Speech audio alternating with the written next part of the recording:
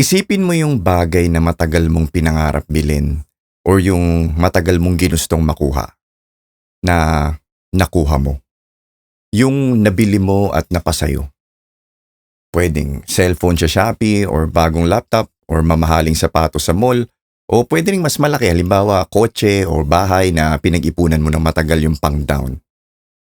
Yung tipong paulit-ulit mong tinitigan sa Shopee or sa Lazada, yung minonitor mo pa tuwing double day sale or mega sale baka sakaling bumaba ng konti yung presyo. Or yung bagay na ilang beses mong dinaan-daanan sa mall para ma-check mo ng gusto kung pasok ba talaga siya dun sa gusto mo. At baka kagaya ko, nagpupuyat din kayo para manood ng mga product review videos sa YouTube at sa TikTok para lang siguraduhin na okay to, sulit to, eto na talaga yun. Tapos, naalala niyo pa ba kung gaano kayo ka-excited nung nakuha niyo yung bagay na yun? Nung araw na dumating yung delivery or nung sinabihan ka ng ahente na, "Sir, ma'am, release na po yung unit." Or yung pakiramdam mo nung unang beses mong binuksan yung pinto ng sarili mong bahay. Iba yung saya, no? 'Di ba? Parang finally, eto na. Eto na yun. Yung moment na parang naramdaman mong sulit yung pinagpuyatan mo ng pagbabrowse ng paulit-ulit sa online para dun. Or yung amoy ng bagong leather pagbukas mo ng pinto ng bago mong kotse. Or yung sobrang excitement mo nung iniikot-ikot mo yung bawat sulok ng bagong bahay mo na pinagmamasdan mo ng may simpleng ngiti na hindi mo mapigilan. Sa loob-loob mo, eto na yun. Ito na yung simula ng panibagong chapter ng buhay ko. Meron na ako nito. Finally. Yung feeling na parang mas successful ka na. Kahit simpleng gamit lang yan or malaking bagay, halos pareho pa rin yung pakiramdam eh. 'Di ba? Parang may puwang sa buhay mo na napunan mo. Parang nakumpleto mo yung kulang. At pakiramdam mo wala ka nang hahanapin pa. Sulit lahat ng pagod at paghihintay. Sarap ng feeling na yun, no? Pero, naalala mo rin ba kung hanggang kailan tumagal sa'yo yung ganong excitement? After mong makuha yung bagay na ang tagal mong pinangarap or ginustong bilhin, gaano katagal tumagal sa'yo yung saya? 1 linggo, 2, baka 3 buwan o 1 taon? Ako, sa mga bagay na nabili ko, marami sa kanila na masaya pa rin ako hanggang ngayon na meron ako ng mga bagay na yun. Kasi syempre, nandyan pa din yung mga practical na benepisyo na nakukuha ko dahil sa pagkakaroon ko ng mga bagay na yun. Pero yung pakiramdam ng excitement or yung saya nung una kong nakuha yung pinangarap ko na yun na bilhin, wala na. Actually, lagi siyang nawawala sa kahit anong binibili ko. Dumadating at dumadating yung punto na bumababa na yung kilig or yung pagkasabik ko kahit gaano pa kaganda or kaimportante sa akin yung nabili ko. Ito share ko sa inyo. Halos 1 dekada na nung una naming nakuha tong kotse namin ngayon. Hindi ko makakalimutan yung pakiramdam kasi parang imposible nung panahon na yun. Halos saktuhan kami sa budget. Pero dahil magaling maghawak ng pera yung misis ko at tiwala din ako sa kanya, pikit mata at lunok laway kaming nagpunta sa dealership para magpasa ng requirements. At dahil may ahente na nagtip sa amin na nakapromo sila nung time na yun, naisip namin na baka may chance na ma-approve kami. At halos buong araw kami naghintay dun sa dealership. Buti na lang may TV dun sa waiting area nila. Hanggang finally, dumating na. Ayun na yung papel. Approved yung car loan namin. Grabe, ang daming pumasok na senaryo sa isip ko. Yung mga lugar na pwede naming puntahan, na pwede na kami magpagabi, na hindi na kami mag-aalala, baka wala kaming masakyan pa uwi. Yung mga resort at mga beach na matagal na namin pinaplanong pagbakasyonan pero hindi namin magawa kasi mahirap mag-commute. At finally, pwede na kami magpa-box ng malaki sa grocery kasi hindi na kami mag-iisip kung paano iuuwi. Pwede na kaming mamili ng pang-1 buwang grocery sa wakas. Hindi pa ako marunong mag-drive noon kaya pinakiusapan ko pa yung bayaw ko para ipag-drive kami para mauwi namin yung bagong kotse. Kasi never ko naman kinailangan matutong mag-drive dahil wala naman akong ida-drive until makuha namin yung sasakyan na yun. Tapos, ang tagal ko siyang tinititig-titigan ng paulit-ulit habang nakapark yung makintab na bagong kotse sa garahe namin. Hindi pa rin ako makapaniwala. Umuupo ako dun sa driver's seat kahit hindi pa ako marunong mag-drive nun. At inaaral ko lahat ng parte ng dashboard. Tuwing makakakita ako ng alikabok sa kotse, na-o-offend ako. At Buong buhay ko never ako nainis sa mga butike eh. Pero nung may gumapang nagbutike dun sa bagong kotse ko, sinumpa ko silang lahat eh. Iba yung pakiramdam ko eh. Parang nanalo ako sa loto. Parang sobrang excited kong ipakita sa mundo na eto na ako ngayon. Ibang tao na ako, world. I've made it. Tapos lumipas yung ilang araw, ilang linggo, ilang buwan. Hindi ko na maalala yung eksaktong araw eh. Pero dumating yung time na kagaya ng lahat ng bagay na nabili ko noon, eh unti-unti, naging ordinaryo na lang din siya sa akin. Yung makinang na bagong kotse na mayat maya ako sinisilip sa garahe namin dati, nakikita ko na lang ngayon pag kailangan ko na gamitin. Hindi na rin ako na-offend sa mga alikabok na dumadapo at binawi ko na din yung sumpa na sinabi ko sa mga butike. At okay na lang din sa akin kahit gapangan nila yung kotse. Basta wag lang sa loob kasi ayaw ng misis ko. Kung dati-rate sobrang ingat at napakamapili ko kung saan ko ipapark yung kotse. Ngayon, ang motto ko na lang basta magkasya, okay na yan. Kagaya nung nawalang amoy ng leather seat na bago, nawala na din yung excitement na naramdaman ko noong una eh. Actually, mas nangibabaw na sa akin ngayon yung realidad at yung dagdag na mga gastos at obligasyon sa pagkakaroon ng kotse. Yung kailangan mo magpagas, may regular maintenance, yung pagpaparehistro taon-taon, pagpalit ng mga gulong at baterya, pati yung pagpapalinis at yung pagpapaayos tuwing may nasisira. Sama na din yung pagod pag nagdadrive ng matagal. At napansin ko yan sa lahat ng bagay na binibili ko. Mapa cellphone, computer, refrigerator, washing machine o TV. Kahit tong salamin na ginagamit ko eh. Siguro nung una sobrang ingat nyo din dyan sa cellphone nyo ng bago no. Na parang bagong panganak na baby kung hawakan nyo no. Tapos nung tumagal, kagaya ko baka parang hobby na lang kung bumagsak sa sahig o tumama sa pinto yung cellphone nyo eh. Kung dati siguro mayat maya kayo kung maglinis ng talsik ng mantika sa bagong ref nyo eh. Baka ngayon kusa na lang nag-give up yung mantika nang mag-iisa na lang siyang matuyo eh, di ba? Parang kami.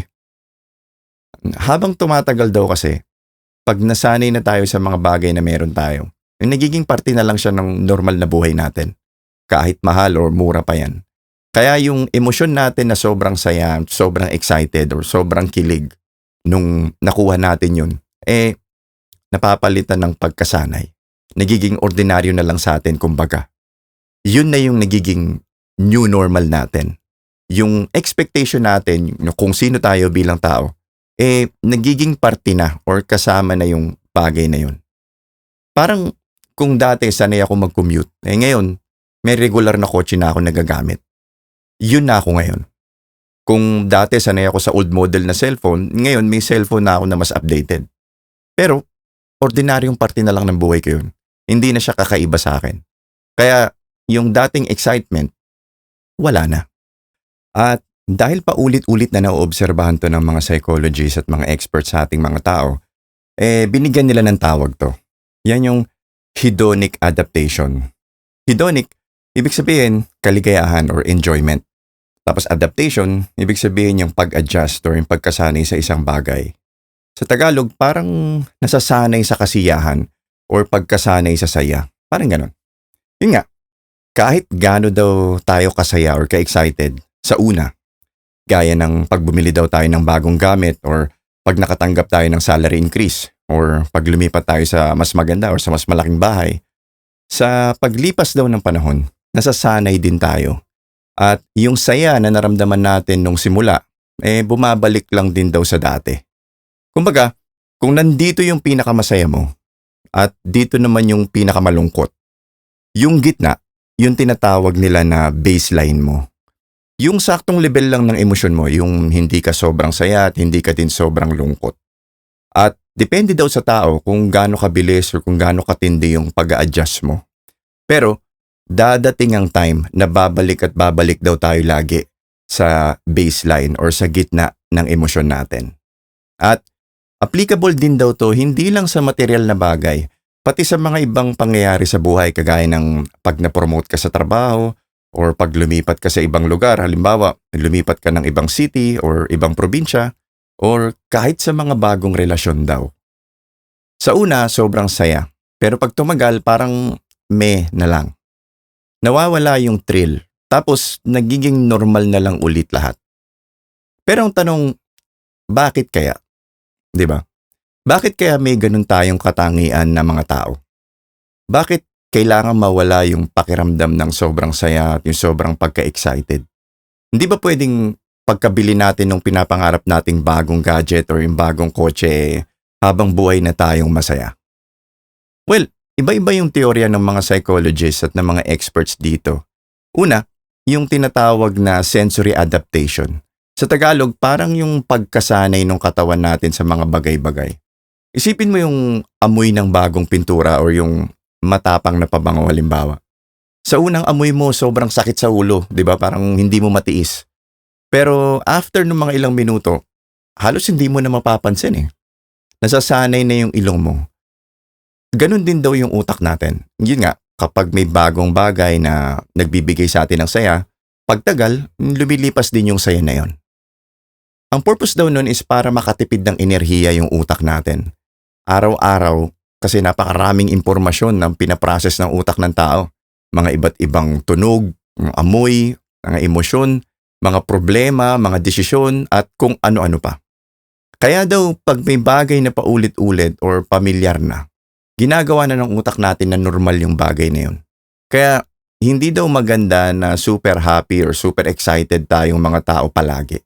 Kasi, mau-overload daw yung utak natin. Hindi pwedeng sobrang active na active yung isip natin forever. Hindi daw healthy yun. At tingin ko, totoo yun eh. Pansinin niyo yung mga taong may addiction sa illegal drugs or sa sobrang pagsusugal. Yung utak nila palaging high or palaging pinapasaya ng chemical or nung kung ano man yung ginagawa nilang hindi maganda. Sa simula okay, pero pag laging ganun, di ba hindi maganda yung nangyayari sa kanila? Delikado kasi pag sinobrahan natin yung stimulation ng utak natin. Nasisira yung natural na sistema or yung natural na balanse na meron tayo. Isa pang paliwanag ng mga psychologist bakit bumababa yung excitement natin sa mga bagong meron tayo is yung tinatawag na psychological contrast at moving goalpost. Akala daw natin pag nakuha natin yung isang pinapangarap natin na bagay, ay dun na mag-uumpisa yung permanenteng kaligayahan or never-ending happiness natin.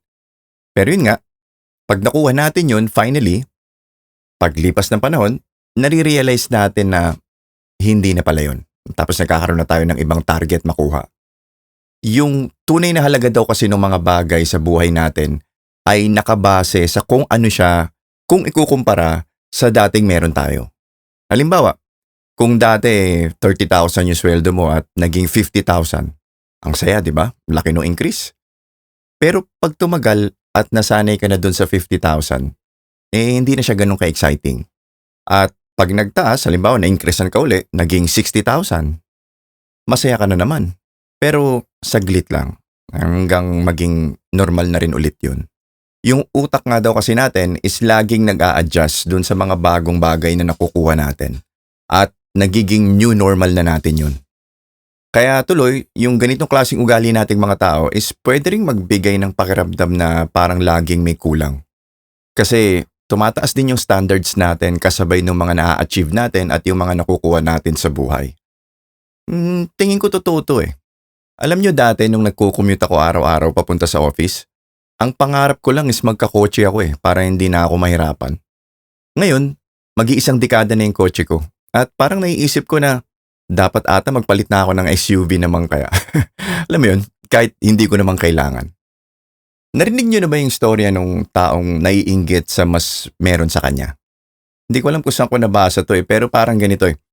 Yung taong naglalakad daw, naiinggit dun sa nakabike. At yung nakabike, naiinggit dun sa nakakotse. At yung nakakotse naman, naiinggit dun sa naka-luxury car. At yung naka-luxury car, naiinggit naman daw dun sa naka-private jet. Basta parang ganun. Basta kung ano yung wala tayo, yun daw yung pinapangarap natin. Kasi nga, pag meron na tayo ng bagay na yun, nagiging ordinaryo na lang sa atin. Kaya, itong ganitong tendency, yung kaugalian nating mga tao is pwede din talagang magdulot ng pagod at stress. Kasi kahit anong gawin natin, laging may next big goal tayo. Kaya pwede ka talagang matrap sa walang katapusang paghabol ng more. Pero gaya ng maraming bagay sa mundo, may advantage din tong hedonic adaptation na pinag-uusapan natin. Kasi ito din daw yung parang immune system ng utak natin. Yung parehong mekanismo na nagpapawala ng saya or ng excitement natin sa mga bagay-bagay, yun din pala yung nagliligtas sa atin sa mga matitinding sakit or sa mga malulungkot na pangyayari sa buhay. Ito din daw yung dahilan kung bakit nakakabangon tayo sa mga masasakit na karanasan natin mga tao. Halimbawa, sa mga hiwalayan or sa pagkatanggal sa trabaho, sa matinding aksidente or kahit pag nawalan tayo ng mahal sa buhay. Sabi ng mga eksperto, may natural na kakayahan yung isip natin na makabawi, na makapag-reset ulit at makabalik ulit tayo dun sa tinatawag nilang baseline emotion. Parang sinasabi ng utak natin na, okay, nasaktan ka, pero kailangan natin magpatuloy. At kahit iba na yung new normal natin kumpara sa dati, unti-unti pa rin tayong makakahanap ng balanse hanggang sa matutunan na nating mamuhay ulit kahit hindi na katulad nung dati. So, kahit nakakainis yung realidad na kahit gaano kalaki or kamahal yung bilin mo or kahit gaano man kalayo yung maging success mo, promotion man yan or pagiging mayaman, hindi ibig sabihin na mananatili ka na masaya habang buhay. Oo, mabibigyan ka niya ng bigla ang bugso or yung pansamantalang kasiyahan or yung matinding thrill of excitement sa simula, kumbaga. Pero yun nga, matalino yung utak natin Masasanay siya sa bagong maganda at ibabalik tayo nito sa dati nating emotional baseline. Pero yun nga, kahit nakakalungkot isipin na walang magiging permanenteng kaligayahan, hindi ibig sabihin na maghahabol na lang tayo palagi sa wala. Kasi yung parehong mekanismo ng utak natin na nagpapasanay sa atin at nagiging ordinaryo yung mga bagong kotse, yung bagong gadget, or yung bagong damit, yun din yung dahilan kung bakit nakakabangon tayo at nakakayanan natin yung mga mabibigat na pagsubok sa buhay. Yun din yung nakakatulong sa atin na makalimot sa matitinding lungkot. Kaya pwede din nating sabihin na makina or tool natin to na tumutulong sa atin maging matatag para makamove on sa buhay at para makabalik tayo sa balanse. So hindi siya sumpa. Pwede natin siyang tignan as superpower nating mga tao. Kaya okay din to kahit papaano Pero parang mas okay pa din kung mas mapapatagal natin sana yung pakiramdam ng pagiging masaya 'di ba? Well, may mga research na nagsasabi na may 3 paraan para magawa natin to kahit papaano.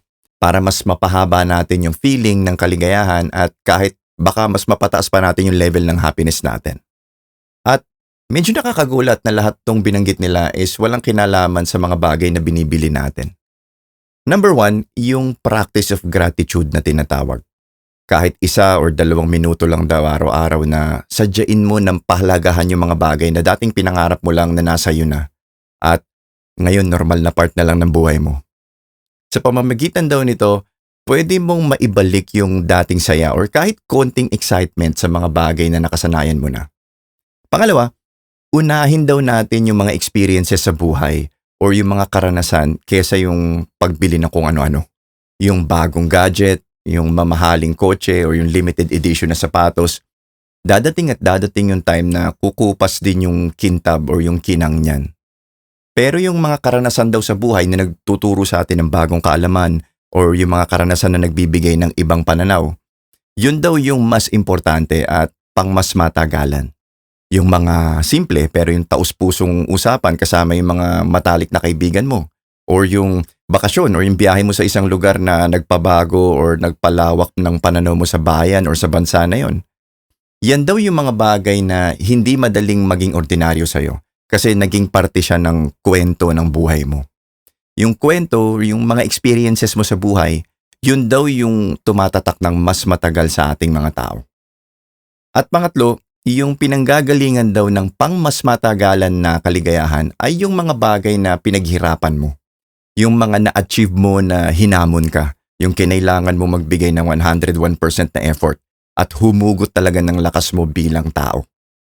Halimbawa, yung nakagraduate ka kahit nagtatrabaho ka ng part-time, yung pag-aaral ng instrumento or ng bagong sports na pinilit mong matutunan kahit nahirapan ka bago ka natuto kinaya mo talaga. Or yung negosyo na napalago mo kahit ilang beses mo na sanang gustong mag-give up. Yung pag-exercise ng regular o pagkain ng masustansyang pagkain kaysa mag-fast food. Matinding disiplina ang kailangan dyan bago mo makita yung resulta.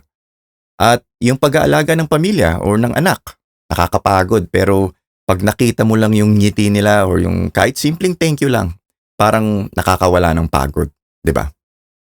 So, may way naman talaga na mas mapahaba natin or mas mapatagal yung feeling ng kasiyahan or ng contentment sa mga na-achieve natin sa buhay. Pero yun nga, may konting effort lang talaga at konting pagbabago ng pananaw natin sa mga bagay-bagay. Ako, kahit hindi ko na maramdaman yung excitement nung una kong nakuha tong kotse ko, malaking pasasalamat ko pa din na meron kami nito kahit papano. Yung nakakatulog ng konti yung misis at yung anak ko habang nagmamaneho ako, yung nakakatigil kami ng sandali para makabili ng ice cream pag gusto namin, yung convenience na ganun, malaking bagay na yun. At higit sa lahat, yung natutunan namin dahil sa kotse na to, yung pagtitipid, yung pagsasakripisyo, yung pagkakaroon namin ng goal bilang isang pamilya is nagpatatag sa amin ng husto. Tsaka ako ngayon, pag may naiisip akong bilhin na feeling ko gustong gusto ko, iniisip ko palagi yung idea na pag lumipas na yung honeymoon period, yung pag bumalik na ako dun sa baseline at pag hindi na ako ganun ka-excited sa bagay na yun, magagamit ko pa din kaya yun. Ini-imagine ko na yun in advance at nakakatulong sa mga desisyon ko sa pagbili ko ng kung ano-ano. Hindi perfect, syempre may mga nabibili pa din ako na uuwi sa tambak sa bahay. Pero habang nagmamature ako, mas nagiging maingat na ako sa mga binibili ko at karamihan tumatagal na sa akin ng ilang taon. Kasi alam ko na na kahit gaano kamahal o kaganda pa yan sa paningin ko, pag napasa akin na yan, dadating at dadating yung time na mawawala yung kilig or yung panandali ang saya ko dun sa bagay na yan. Kaya ang tanong ko lagi ngayon bago ko bumili ng isang bagay, mapapakinabangan ko pa din ba yan pag hindi na ako excited? At pag ang sagot ko oo, malamang bibilin ko yun. Sana nakatulong to. Salamat sa panonood.